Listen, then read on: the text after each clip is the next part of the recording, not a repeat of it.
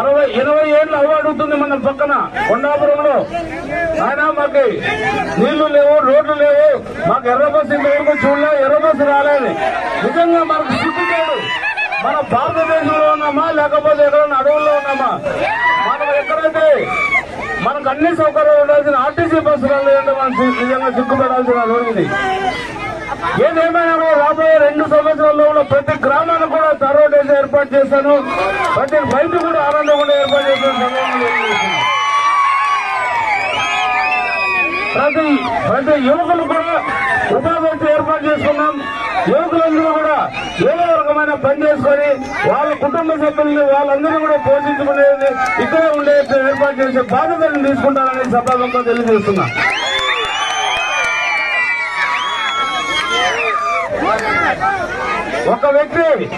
ఒక వ్యక్తి నన్ను నాకు తెలియదని నిన్ననో మొన్ననో తెలుసుకున్నా.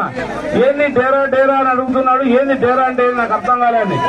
డేరా అంటే మనము అక్కడ మనం పెద్ద మన పార్టీ కార్యాలయం కట్టాం, దాన్ని డేరా అంటారంట.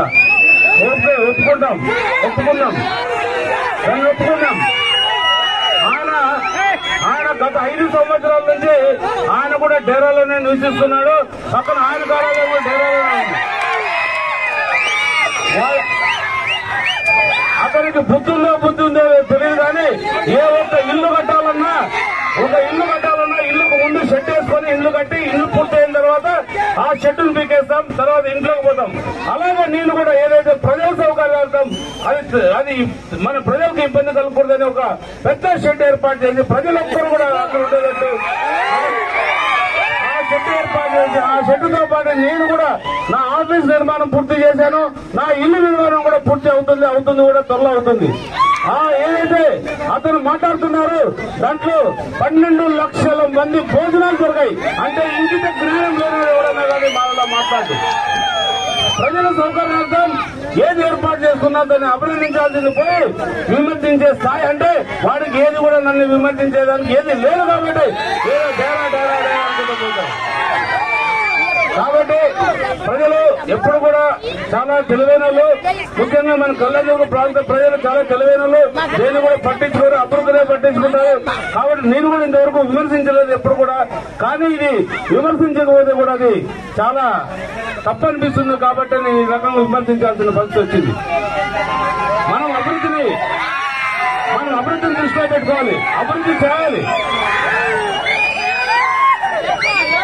అభివృద్ధి చేసుకున్న తర్వాత మీ గుండెల్లో ఉండిపోవడానికి నాకు అవకాశం ఉంది. నాకు చంద్రబాబు నాయుడు 2 అవకాశాలు ఇచ్చారు. ఒకటి కళ్యాణదుర్గ ప్రాంతంలో ఎమ్మెల్యేగా పోటీ చేస్తావా, రెండవది ఆంధ్రలో పోటీ చేస్తావా అని అడిగాడు. ఒకరోజు ఆలోచన చేసుకుని నా కళ్యాణదుర్గలోనే పోటీ చేస్తానని చెప్పడం జరిగింది. అడిగాడు, నువ్వు అనంతపురంలో అయితే ఇంట్లో మీ ఆఫీస్ లో ఉన్నా కూడా 40,000 మెజార్టీతో గెలుస్తావు కదా, ఎందుకు కళ్యాణదుర్గం అడుగుతున్నావు అన్నాడు. సార్, అనంతపురంలో నేను నిలబడితే ఎమ్మెల్యే ట్యాగ్ ఉంటుంది, అంతా అభివృద్ధి అయిపోయింది, కాంక్రీట్ బిందులో ఉండే పరిస్థితి ఉంటుంది. నేనే చాలా వరకు అభివృద్ధి చేశాను.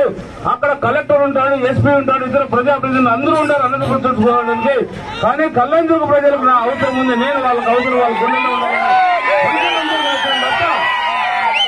వేరే కారణం కాదు. ఒక ఎమ్మెల్యే కావాలంటే నేను ఎక్కడి నుంచైనా కావచ్చు, కానీ ఇక్కడైనా మీ గుండెల్లో ఉండిపోయే అవకాశం నాకుంది.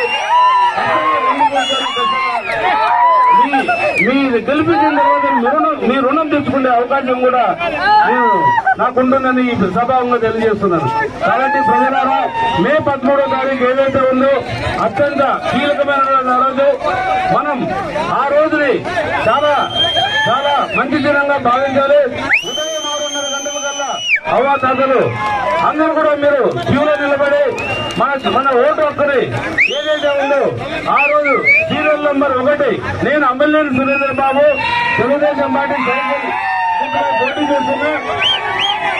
మీ అమూల్యమైన ఓటు ఎవరికేస్తారు? ఎవరికేస్తారు?